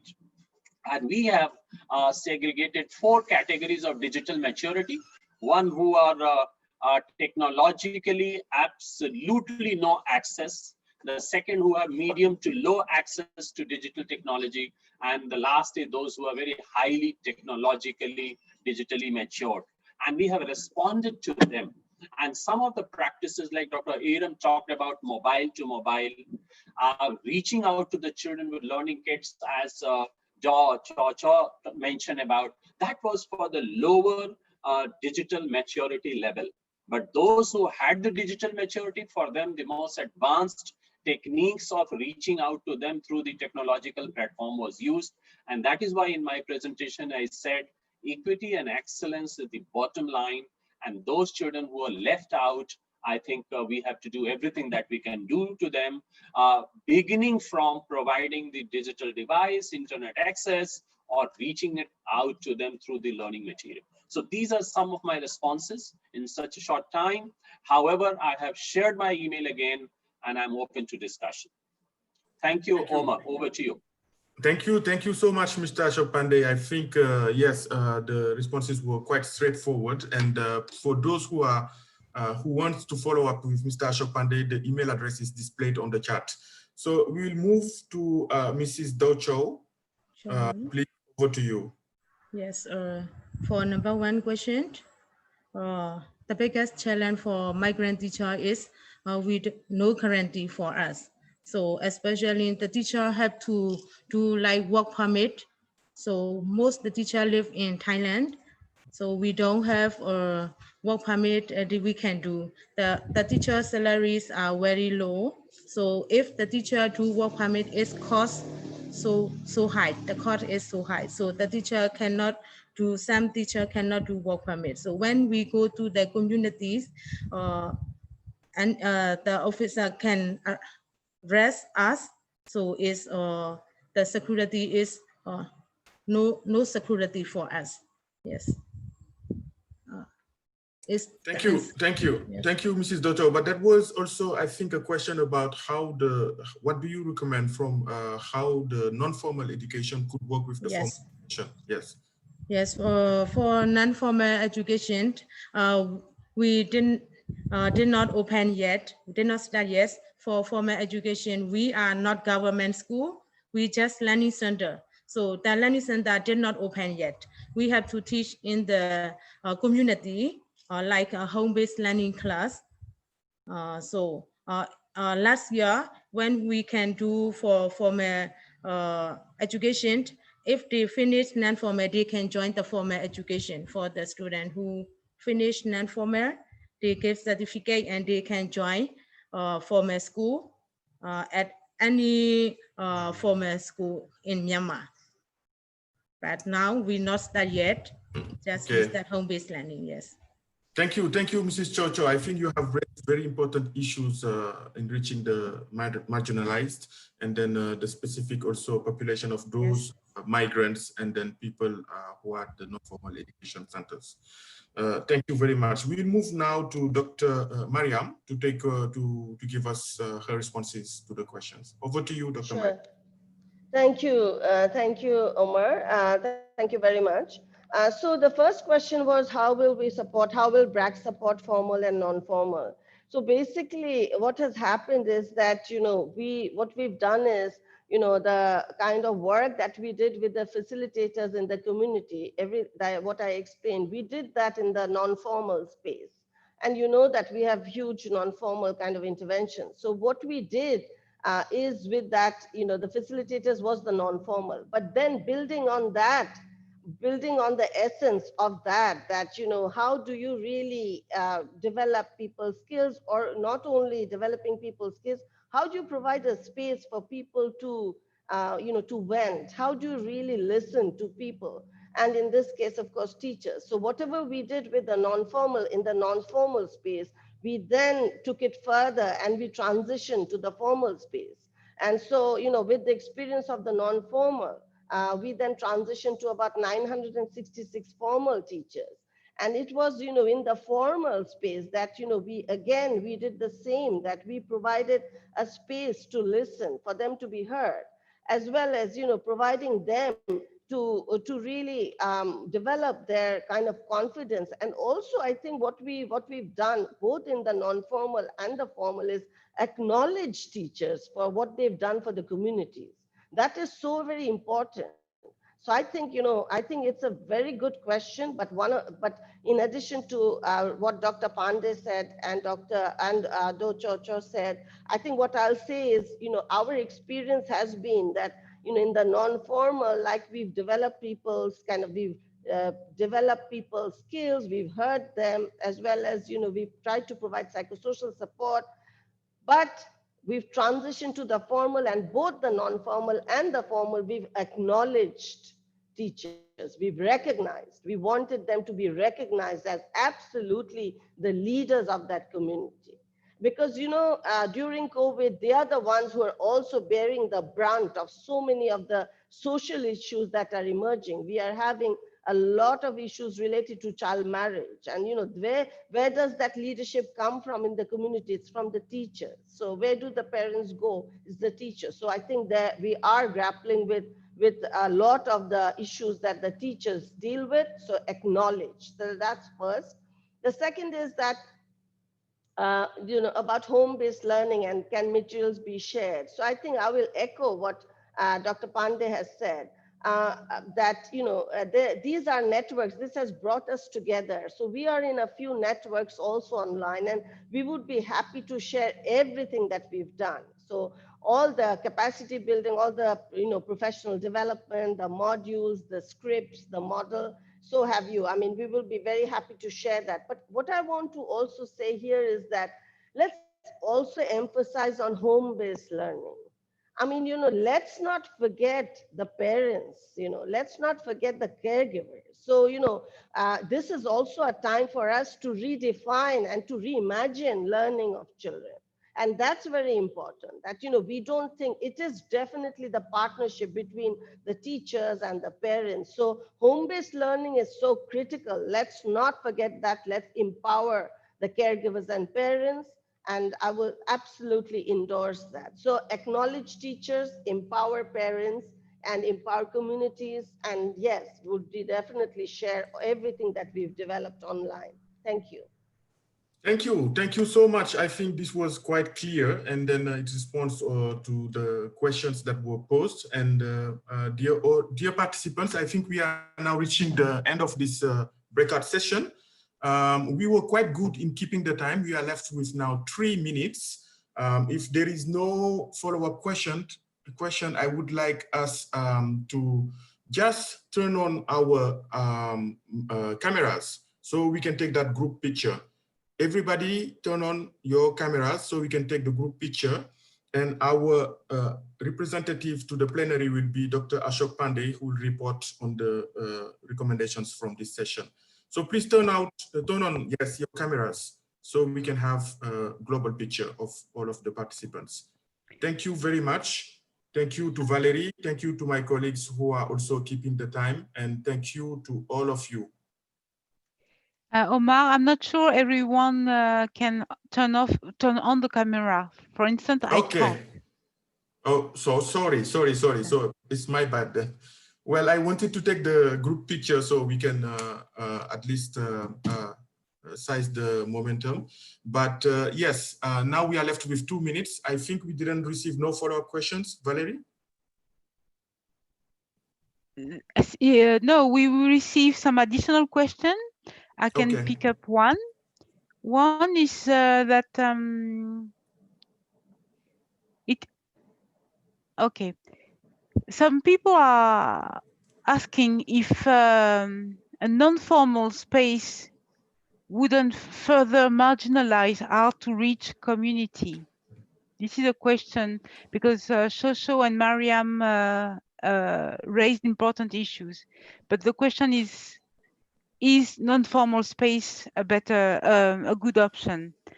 Another question is, what are the support mechanisms needed to promote teachers' leadership in community? And what are the needs of children and parents from community? This is a question from VSO. Over to you, Omar. Oh, yes. Thank you. I think, unfortunately, we will not have the time to extensively that question. But what I can say is, in any case, non-formal education is needed because they tend to go where the formal education is not reaching. So it's a way of reaching those marginalized people. So definitely non-formal education is quite needed, but what is also needed is the formal education to kind of learn and take on from the non-formal education and address those issues that they are bringing on the table. Yes. So I think this is a generic response I could give because we are now in 30 seconds from the plenary session. I would like to thank once again everybody for your participation. We remain available and the email addresses are there. Thank you very much. Yeah. Thank you. Thank you, Omar. Thank you. Thank you. Thank you. All the participants and Dr. Mariam and George Chow Chow, very nice contribution. I hope I'll be able to capture some of what you have said in the plenary. Yes, yes. And please do not leave this session. Just remain. They will take you back to the plenary. Please don't leave the session. Thank you, Omar, for very nicely moderating the whole thing. And very new ideas have come. Thank you. Thank you. Thank you to all.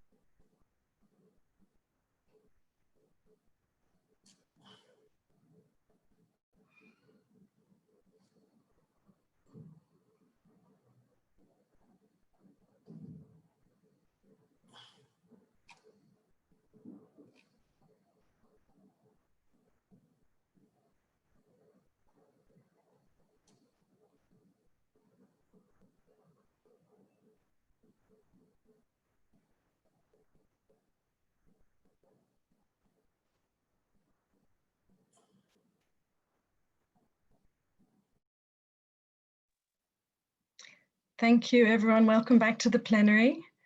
I believe that we have everyone back here now, so we'll ask our moderator, Dr. Ethel, who is the Director of Simeo, to now take the floor, and she will guide us through the last. We have just under 30 minutes. Thank you. Thank you very much, Laila. Welcome back to the plenary session and welcome back to the Asia Pacific Regional Virtual Meeting. We are talking about teachers leading in crisis, reimagining the future. I'm sure you have a lot of ideas from the breakout sessions, but at this part, we will have some more syntheses from the breakout sessions, and the theme for this panel is ways forward to strengthen teacher leadership in and beyond the COVID-19 crisis. Very interesting topic for us all. So I would like to call on the presenters for this particular session. We have presenter for classroom leadership, Ms. Anam Palia, Teach for Pakistan, Head of Programs and Strategy. And second presenter on school leadership, we have Dr. Siula Johansson Fua, the Director of the Institute of Education, the University of South Pacific Tonga Campus. The presenter for community leadership is Mr. Ashok Pandey, Director of the Akon Group of Schools from India. And we will also be discussing about teacher leadership in general. So the Chief Regional Coordinator of Education International, Mr. Anand Singh, will share with us his thoughts about teacher leadership in general. Now, I would like to call on our first presenter for classroom leadership. Ms. Palia, please.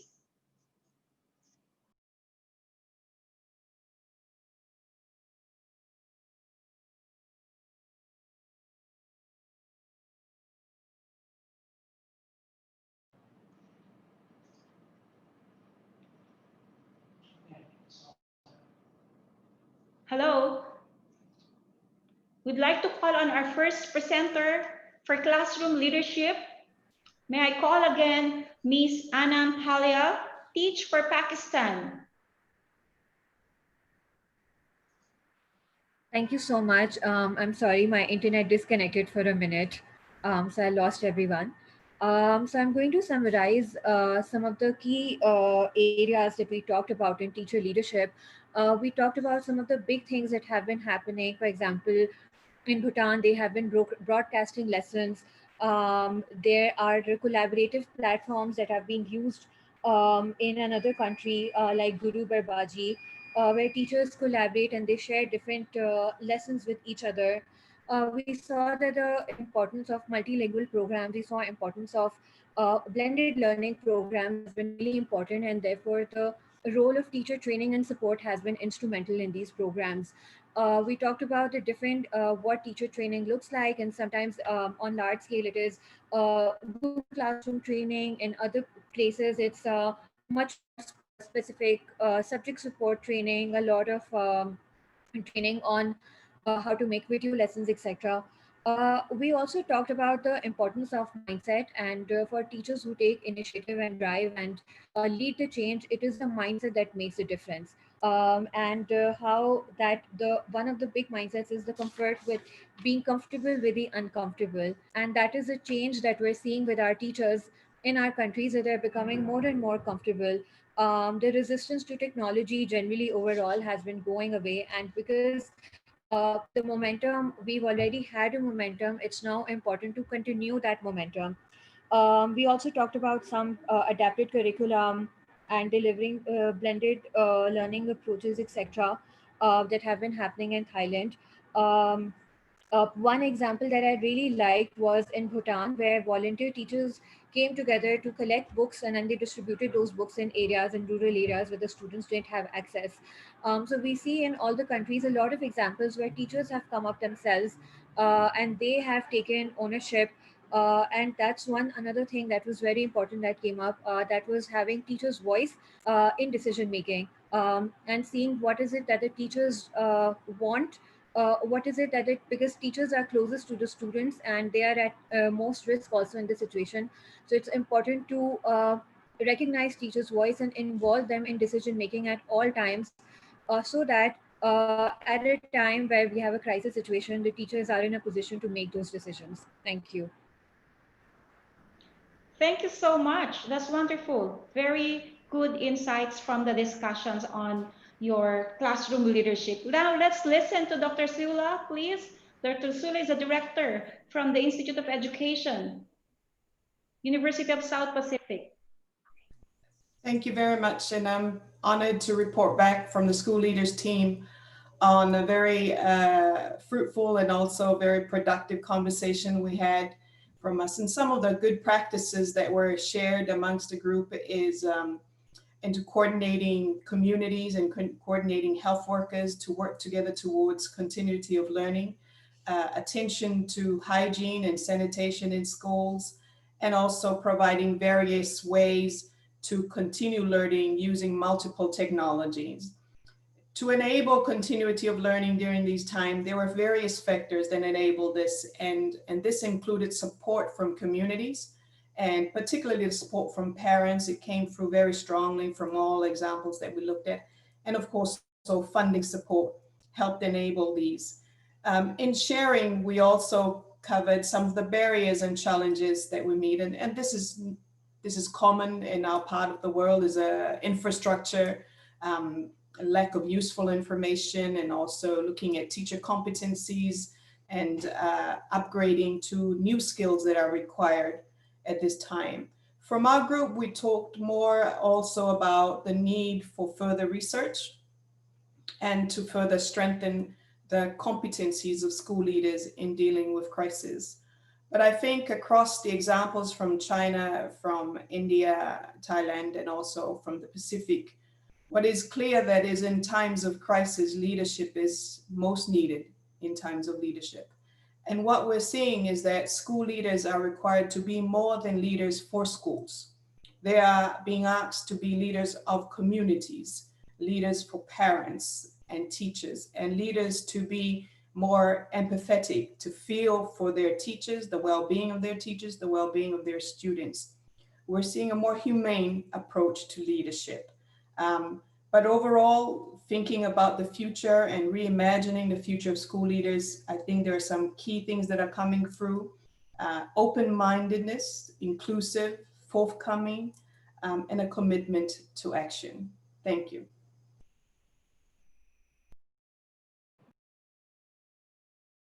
Very good summary of the discussion. I also joined that school leadership discussion. And now I would like to call on the next speaker to share discussions on community leadership. Mr. Ashok Pandi, the director of Akhon Group of Schools from India. Mr. Ashok, please. Thank you. Thank you, ma'am, for the opportunity. In my group, moderated by Mr. Omar, we were three. I would particularly mention Dr. Mariam, who talked about a very nice concept in Bangla. They call it Pashe Achi, which means I am with you, besides you. And I think that is a profound message during this crisis period, where we can give this assurance to a whole lot of community that there is somebody behind you to mentor you, to foster facilities and let you go ahead in your life. So I think that was the profound thing. The second presenter, Ms. Do Chow Chow Mu from Myanmar, she talked about her initiative of teacher leadership for the children and teachers of the migrant workers. And I think that has brought out to the fore a very serious problem of education of migrant children, and also the service conditions and recognition and stability issues of the migrant teachers. I think that is one area that all of us have to focus in. The best part that came out of all the presentations were the teachers need support, teachers need empowerment, teachers need trust and stability. On the other hand, teachers are accountable and they have led from the front.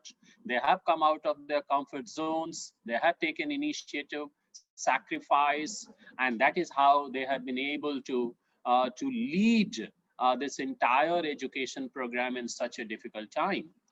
As a result of our discussion, some very interesting questions were raised by the participants, and the questions were around as to how remote teams can collaborate, how people from across the world can come together on a virtual platform for sharing of knowledge and experiences. And the second thing, which was a very serious problem that the whole world has faced, is how to bridge the digital divide and how we can cater to the needs of those children who do not have any access to technology. So these are the 4 or 5 defining things which came out of the presentations that were made. And I'm absolutely delighted to share it with you. Thank you, ma'am. Over to you. Thank you very much. That's a good sharing, well defined, and especially on the items, mentioning about these key items for SDG access, even for the disadvantaged learners or even to the migrants. Let us learn about teacher leadership in general. Mr. Anand Singh is from Education International. Can you share with us? Yeah, thank you, Dr. Ethel. Thank you so much. Thank you.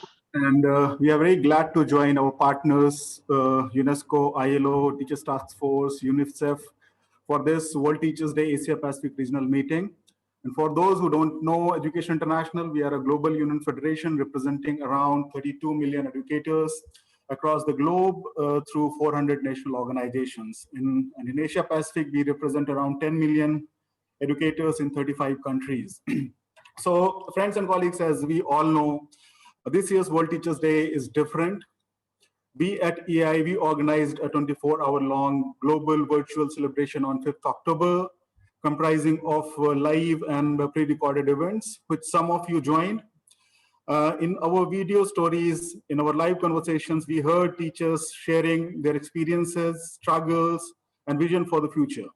We were also joined by different sectors, our partners, government leaders, in advancing the right to education and the status and welfare of our teachers, as everyone has stake in the state of education systems and the important role teachers play in ensuring quality education for all. It was incredible to hear all those stories, all those voices filled with commitment, motivation, leadership, and hope for better future. In the past challenging months, we have been talking about the frontliners, And the reality is that the teachers have always been at the forefront in everyday responsibilities in schools and in the leadership roles in the communities. Now, teachers and education support personnel and the unions have been further challenged to respond to the new teaching learning environments and to the evolving needs of our communities. In this crucial time, educators have shown leadership, professionalism, dedication, and motivation. But at the same time, we are held back by long existing problems of the profession and of the education sector. In early days of the pandemic, we conducted a survey among our 400 member organizations in more than 178 countries, and 71% of the organizations reported that teaching was being moved to online platforms. Even as teachers stayed on job day after day for their students, the same survey showed teachers feel they have not been given the training, the tools, and the time to transition their practices online.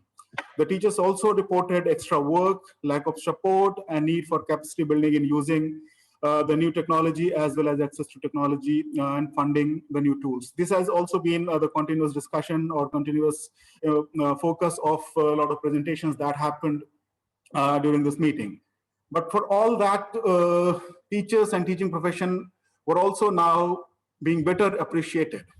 In a survey of around 1,000 parents in New South Wales, Australia, 91% reported that following the lockdown, they had a greater level of respect for teachers. Parents saw how hard the teachers work, and they too have built a connection with the teachers now. In a survey conducted by our affiliate in Singapore, Singapore Teachers Union, gathering around 1,300 responses, teachers and educators reported how home-based learning has also meant longer preparation time and greater concern for students and their own well-being. A survey conducted by a union in Philippines, Alliance of Concerned Teachers, with more than 500 respondents, showed that the schools are being opened. They opened on 5th October without proper preparations, health facilities, and offering any support to much needed support to the teachers. We also know that in many countries, teachers, particularly in the private sector, for example, in Nepal, in EC sector in Sri Lanka, have either lost their jobs or not paid their salaries for months or getting reduced salaries. Another important aspect affecting teachers is the lack of social dialogue. In most of the Asia Pacific countries, we lack social dialogue mechanisms. And during this pandemic, we heard was that teachers and unions have not been consulted in developing education policy responses during the pandemic, which was to us very important because the teachers have a very important role in responding to the pandemic. Teachers know their students and their parents, understand risk of food insecurity, violence, ability to work with health professionals in the schools to wrap around services, and so on. They were able to feed the information into the system around protecting children, about supporting communities, about supporting the students. Well-being is a good investment post-pandemic. So our recommendation, only one recommendation that we would like to make is trust teachers and the unions and engage them in policy making and implementation. Teachers being at the forefront need to be consulted, trusted, and supported in these challenging times so that the teaching and learning can continue in a proper way. And we do not lose the progress that we have made in last few decades. Thank you very much, Dr. Ethel. Thank you very much, Education International. Indeed, I have recognized that the prestige of being a teacher now is being more and more recognized, considering the critical role they're playing in supporting and being able to lend a hand during this big education crisis, not just health crisis, but education crisis. Thank you for pointing that out, and I will be giving all the summary from different presentations later. Meantime, I've been looking for the questions from the chat box, and I cannot find one, but I have prepared one question for all the panelists who just presented. It's just a simple one. Okay, so from the presentations, and I know you are all experts in teacher education, please share one key attribute or characteristic of teachers to best lead in and beyond education crisis. So if you would like to give one very important attribute of a teacher in this crisis situation, what would it be? Could we start with Miss Anam? Or who would like to start? Yeah, may I come in? I'm Ashok. All right, please. Mr. Yeah, Ashok. Sure. Yes, so I would attribute it to unconditional, non-diminishing, and non-discriminate love for the children. That is what teachers have. And that is what drives them. That is what gives them energy. Wow, wonderful. Thank you so much. I was so touched by your sharing of that unconditional, passionate love for children. I am so touched by that. Next, let's listen to another presenter. Miss Anam, are you ready now? Or Yes, shall I call on? I think one very important thing. Yes, Go I ahead. think one thing that I've seen really important is for the teacher to be able to connect with the student, whether it's a virtual classroom or it's a physical classroom, for the teacher to be able to perceive where the child is and meet the child wherever the child is. I think that's something really important in this time of adapting to the changing environment. Thank you so much. That's wonderfully said. So we also see the critical aspect of visibility of teachers being there during the time of crisis. And next, let's listen to our dear speaker on school leadership, Dr. Sula. What is the key attribute for you? Thank you. I think the key attribute for teachers is humility. Okay. And being humble enough to know that we don't know everything. We are in a shifting context. To seek help when we need help. To know that teaching is a community responsibility. In my part of the world, there's a saying, it takes an island and an ocean to raise a child. And you must be humble enough to allow others to help you in that journey. Thank you. Wow, well said. While I'm having all of this, I'm very touched by your sharing.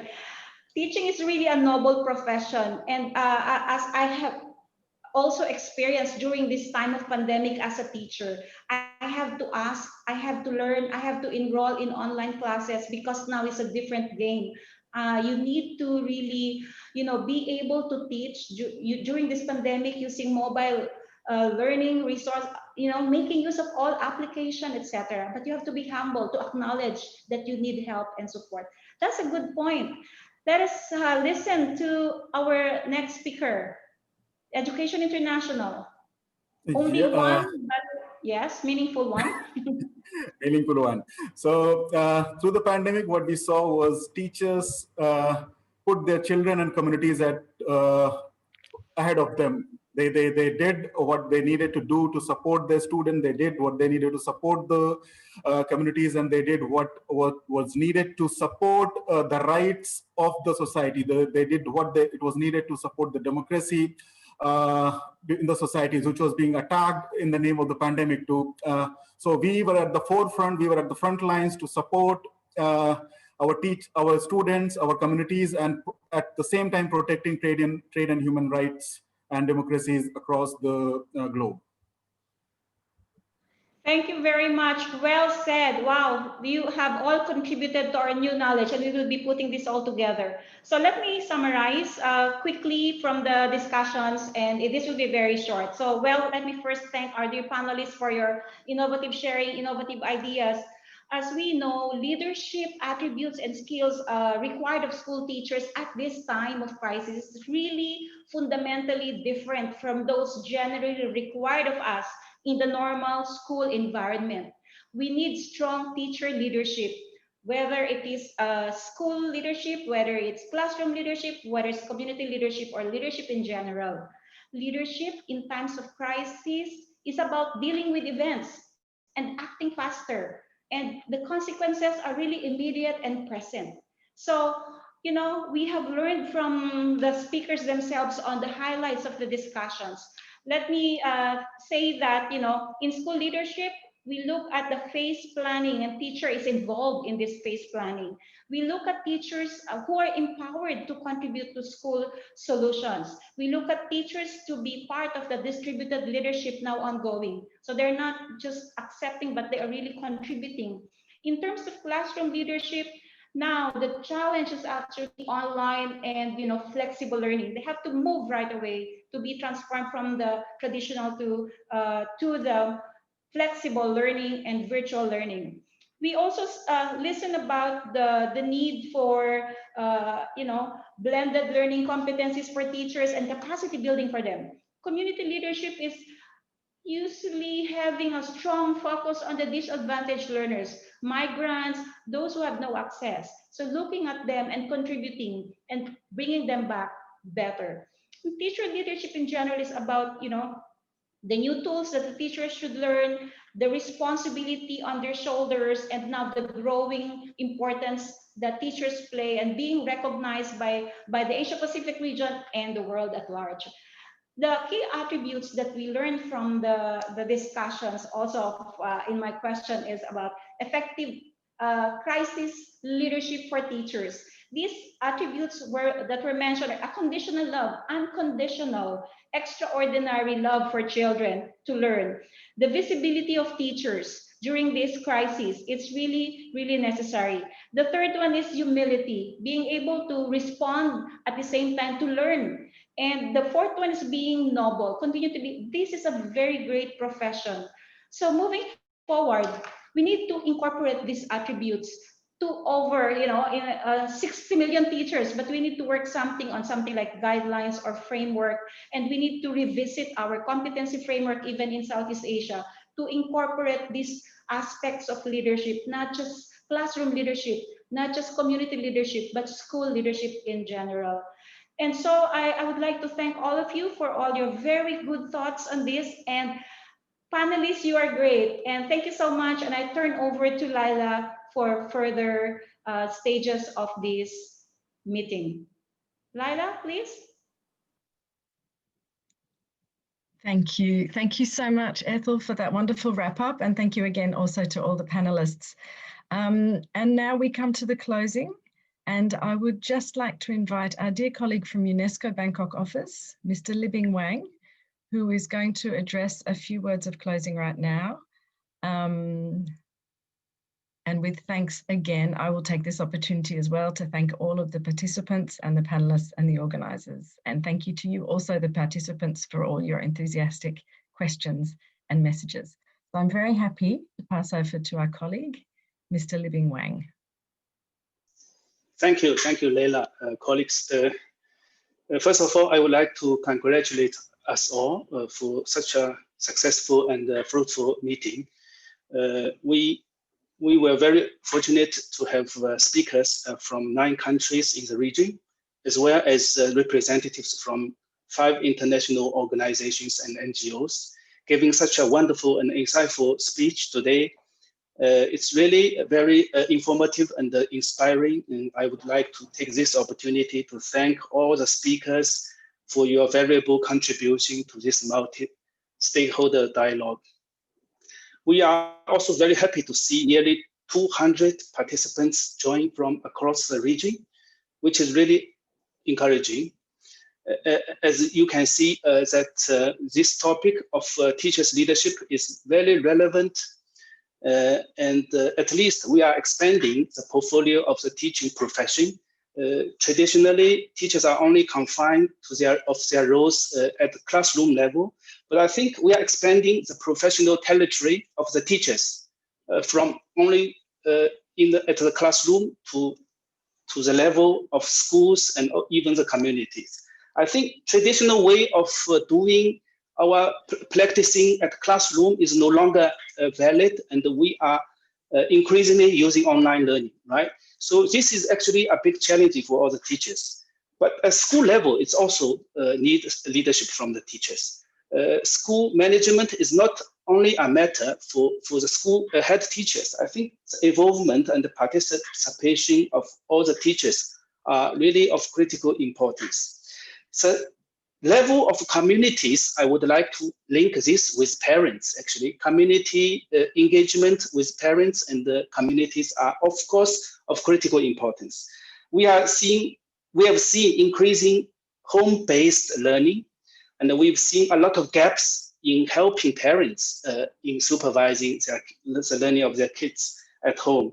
And I think school teachers should also be well prepared to engage communities and families. So the concept of linking schooling together with communities and the families are really very much the way forward.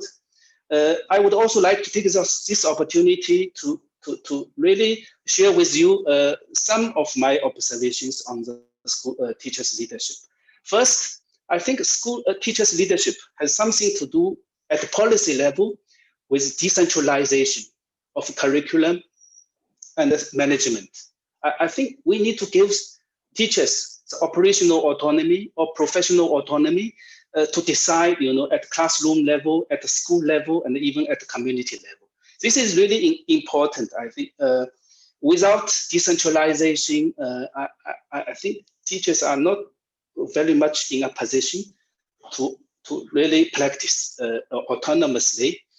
Secondly, I think the infrastructure preparedness is also of critical importance, as we can see from many of the presentations. I think infrastructure is related to the platform development, the internet connectivity, radio coverage in many of the cases, which is really important. I think to really make teachers supported, we need to address this infrastructure gap. But also, leadership also is about empowerment, and we need to get our teachers well prepared, which means that our initial teacher training and the continuing and the professional development mechanisms should be really revised to think of the new roles, leadership roles of the teachers to make them well prepared. And of course, we need also to think of job security of the teachers and also pay and the conditions, working conditions. As I said many times, that the UNESCO is more addressing the professional development of the teaching profession, and maybe ILO and other agencies are more about pay and the working conditions. I think it's supporting each other. It's a way of motivating our teachers to performing better. And I think this meeting is also, we are very pleased to see speakers from non-formal education teachers and also teachers from working at the ECCE sector, which is really important. As you know, that for UNESCO, we are very happy to invite different stakeholders to our meeting. And I'm happy to see that policymakers, practitioners, and researchers, and also NGO representatives are present at this meeting to share experiences. I wish all teachers and the people who are supporting teachers and education continued safety, health, and success for all your endeavors. Last but not least, I would like to thank the International Teacher Task Force, our UNESCO headquarter colleagues, for co-organizing this regional meeting, and the International Labour Organization, UNICEF, and Education International for your kind support. Many thanks and the best wish to you all. Hope we can meet again very soon in the near future. Thank you very much. Leila, over to you.